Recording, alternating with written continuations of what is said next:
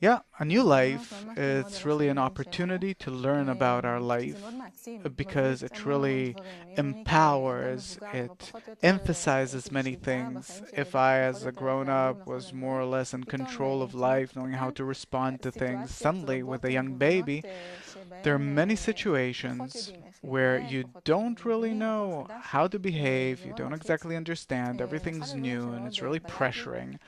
And one of the things is that from the very first moment the baby's born, even though that we, the parents, want for things to be good and pleasant and for the baby to feel good all the time, from the very first moment, the baby experiences pain, pressure, he gets shot, blood's taken from him, and as much as I want to protect him and keep him, unfortunately, there are also unpleasant experiences. And later on, when you get home, they start with gas problems and they suffer. And we all the time say that we're undergoing a process within nature. And the question is why, from such a young age, our life is accompanied with such suffering, and especially human beings. Because if we look at other creatures, as if they don't suffer that much, but they're more suited to nature, to this world, and man, yeah, he's really born for suffering.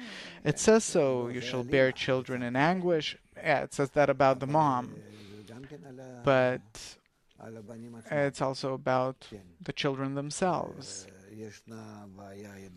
There is a well-known problem with growth until the body becomes accustomed to the air of the world and can absorb food and digest it correctly.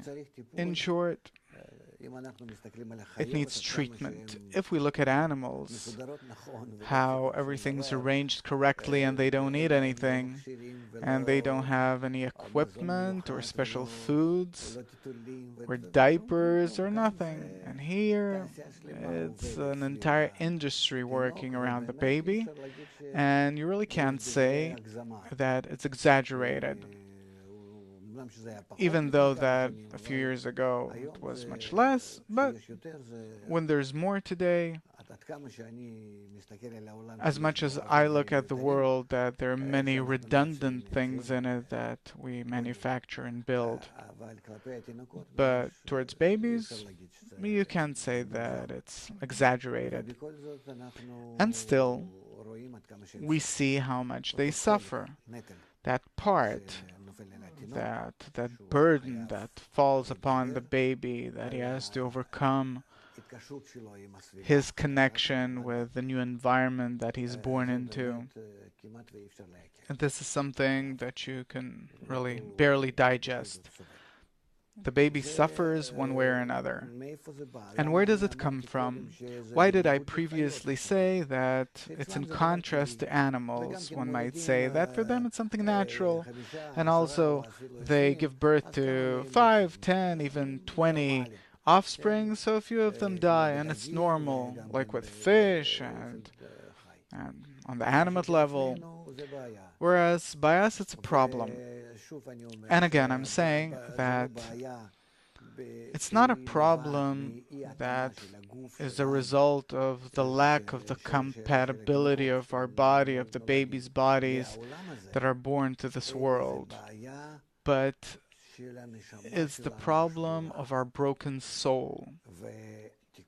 And its correction is something that we undergo through bodily suffering on several stages. And therefore, when I personally look at a baby and the baby's suffering, and also at the kind of suffering when a person's about to die, so in these periods where he is as if helpless, without any compatibility with nature, then we see that here there is the matter of pure suffering that results from the correction of the soul. And regardless of how much we work at it and build around the baby different things that will help him to really have the right response to every need of his, still, nature will evoke suffering in him, different torments, illnesses, and we know that kids have illnesses of their own, and many of them, and it's a complete science around it. And this all stems as a result of the corrections of the soul. Later on, we were supposed to undergo the corrections of the soul consciously, with understanding, but we're not doing it. We're still falling behind in this respect. And therefore, a vast part of the suffering that a baby undergoes, it's because we later on don't correct the soul, meaning the connections between us, the connection of bestowal and love. And therefore, it falls upon us, like in life in general, where we're constantly running away from troubles and problems on each and every step, going from one trouble to the next. And this is something that you can also see on babies, and on them you can see it in a very clear way, because as if there's no reason for the baby to suffer. So why does he suffer? Because this suffering is considered as the correction of the soul. The suffering corrects the soul? Yes. What does it mean? It means that that suffering which he experiences as a result of being in the world in states which are completely egoistic, they also become a part of the correction of the soul. Like in the past, Kabbalists, they used to behave according to the condition, as it says in Masechet Avot, eat a little bread, drink a little water, sleep on the ground, and blessed are you in this world and in the next. Meaning that people who wanted to correct their soul behaved this way, ate a little bread, drank a little water, slept on the ground, meaning living a life of sorrow, literally. And that's how it was in previous generations, up until the times of the Talmud, where the sages of the Talmud have already corrected the upper system of governance and providence, so that people, in order to correct their souls, no longer need to live a life of sorrow. But these stages of birth, growth, and during life also suffering and death,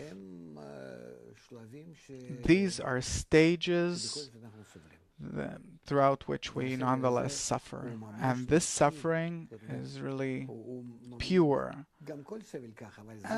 It's so with any suffering, but especially with this one, and it's closest to the correction of the soul, really tied to one another.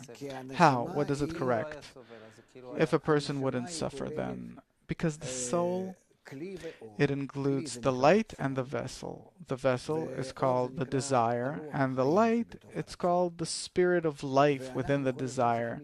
And we have to constantly become more sophisticated in our desires so that everyone will be ever more connected with each other, and then, accordingly, the light, a higher light of life, a better light of life will enter all of us. And we're not doing it, and therefore our desire, it remains egoistic. You're talking about grown-ups, and also babies. It doesn't matter. The desire is egoistic, having no connection with the other, no good connection with the other. And then how are we advanced towards a greater connection? By the accumulation of suffering in us, and then we're ready, or will be ready, if we're still not, we'll be ready to correct our connection with the other, just not in order to experience suffering.